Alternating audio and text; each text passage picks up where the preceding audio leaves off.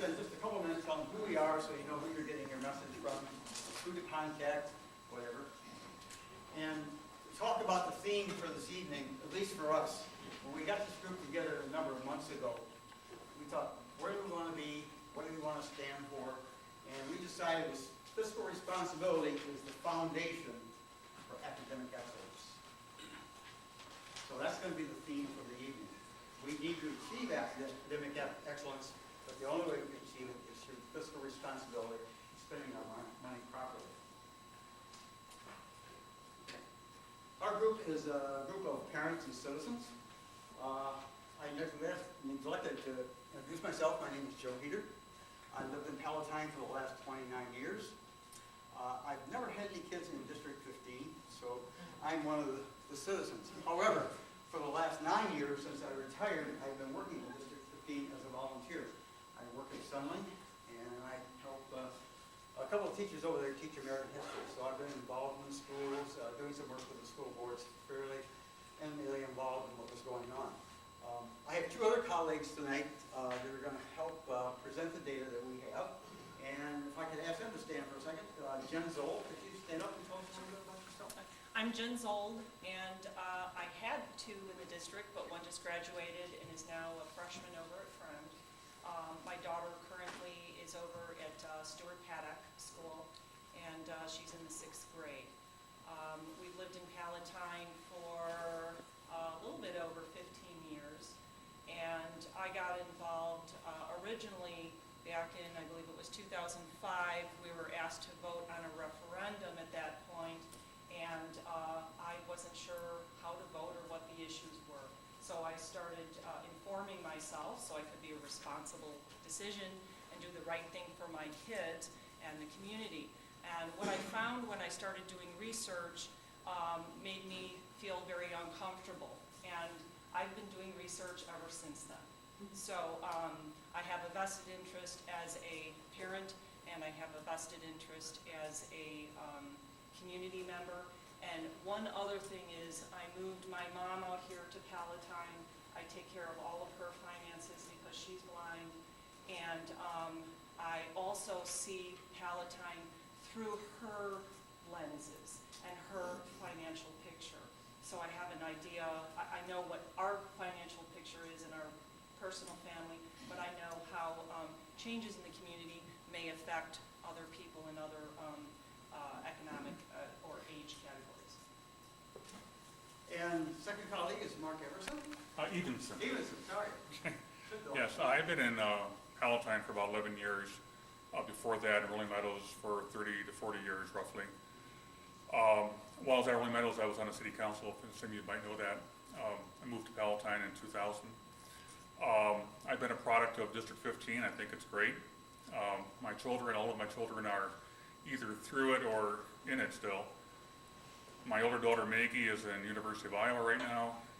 Got a younger daughter, Catherine, who's in at Sunling in 7th grade, and I have a daughter, Hannah, who's in 6th grade. And I think they got great teachers. They're both in band. They both love it. One plays the trombone, the other one plays the French horn. So I want to keep that going if I can, for them. So yeah, just like Jen said, we all have a vested interest in the district. We want to see it,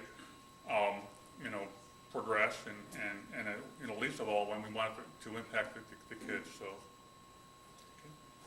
Thanks, Mark. And an interesting thing happened last night as we were over here doing a little bit of rehearsal, and as we opened the door to walk out of the meeting room, lo and behold, there was one of Mark's kids, Catherine. And she says, "Oh, hello, Mr. Heater." And Mark said, "Do you know Joe?" I said, "No, Mr. Heater, as I know him." So they're pretty good in school about teaching respect, and it's reciprocated. I know we always call the young folks over there Mr. and Ms., so that was real decent, so really appreciative. And you have a great daughter. I have fun with it. Thanks. Okay, so that's who we are. We're citizens, community citizens, and we'll leave it at that. We formed ourselves, a couple of years ago, and basically our idea was to achieve academic excellence in the district, to do things, to take actions to achieve academic excellence. We were the group that initiated and organized a petition to get the bond, to get the public to vote on the bond issue that was up a couple of years ago. Okay? We thought that was something that the public ought to have a say in. In the latest election, we supported the election of the candidate to the Board of Education who were campaigning on fiscal responsibility. So what do we stand for? Well, we recognize that quality education for our kids is of paramount importance. We have money issues, yes, but the bottom line, we have to look at the education of the kids. We think also that we need to operate the school district within our means. We can't continue, as we have been doing, spending more than we're taking in. Now, our goals also, within the changes that we might talk about later on this evening, we have a goal. What we would like to see is to maintain or improve current class sizes. By improve, I mean possibly if we can shrink them down just a little bit. We would like to see all teaching positions retained, which go hand in hand with the class sizes. And we would like to see the current programs retained, okay? In light of the current fiscal situation, this is going to be very difficult. And we also recognize, and we think the community should recognize, that we have to do this in conjunction with the negotiated contracts that are coming up toward the end of this, or toward the middle of this year. That's a very, very key item. So tonight, I think there's about 40 minutes worth of material here. There's going to be a lot of numbers. Hopefully we don't inundate you with a lot of numbers. We try to chart a lot of them, but it's important that I think the community understands exactly what's going on in the district, so we had to shrink to showing a lot of numbers for you. I'm going to start out with definition of a term, a specific term, because I think it causes confusion in the district. Then we're going to talk about the timeline and roles of the board in the ongoing negotiations that are coming up with the unions.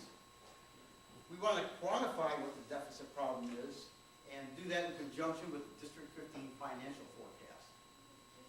I'll mention this later, but I'll mention it right now. All the slides you're going to see up there after this one came from the district. We didn't make any of these things up. Basically, I did a cut and paste job from district documents. So it's all what the district is saying. It's not what we're saying. We're going to look at the District 15 administration proposal, the solution, what they choose to do or suggesting that we do this year and the following couple of years. Our own Citizen for Accountability has some ideas that go along in conjunction with those proposals. And then we'll just briefly talk about what can you do, what kind of actions can you take regardless of where you stand on the issue. Get involved with what we're asking citizens to do. Okay. The first and only word I want to talk about is something called district reserves. I've heard our board members use it, I've seen it used in the paper, and it's actually an incorrect term. The district does not have any reserves or a bank account for rainy day situations, regardless of what you heard. It doesn't occur. What we do have is a district fund account, and it's identical to your own personal checking account. Okay? That's exactly what it is. We don't have a big stash of money that we can pull out and use in the current fiscal crisis. The fund balance, which you hear about, which you'll hear about often, is a snapshot taken on June 30th. That's the last day of the fiscal year. It's just like your checking account at the end of the month. How much money do you have in that checking account at the end of the month? That's what the fund balances are. In this last year into 2011, we had about $55 million in our fund balance on June 30th. And at the meeting was anybody at the meeting last Saturday over at Winston? Oh, good. You heard one of the attendees ask about, can't we use this money to kind of relieve some of our debt situation? And I think there was a fair explanation of what was going on. We're going to go and delve into it a little bit more. So Mark here created a chart and it kind of shows you how the cash flow works. We get money twice a year. By the way, did everybody get their check in the mail today? Everybody know what today is? Tax day. Tax day, you're right. So the district gets money twice a year, usually in the fall and once again in the spring. We get payments twice a year. And in between those, in the fund balance, you'll notice, is taken here on June 30th. That's what the value of the fund balance is at $55 million. Typically, we spend somewhere around $9.2 million a month. That's part of the budget. So every month, we have this expenditure. Now, expenditures in the school district are fairly level across the year. For example, teachers get paid 12 months a year. They get paid twice a month, 12 months a year.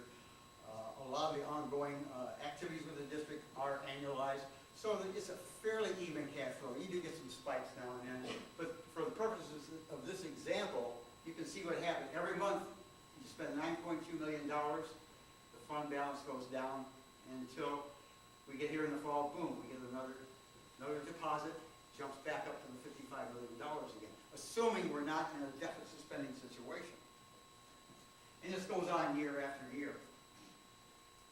However, if the fund balance declines, just like in your checking book, if your checkbook declines and you write more checks than you have money in your checking account, you get what is called bounce checks. I think we're all familiar with that at one time or another. Well, this is what it looks like if we had that situation. You can see here, we got a fund balance of $30 million. We're still spending about $9.2 million a year. And finally, toward the end of the session, before we get the next deposit here, we go below zero. Now, this causes a couple things. We'll talk about this later on. But basically, to alleviate that situation, the district would have to go borrow, take short-term loans. Okay? So that's the reason we run a fund balance.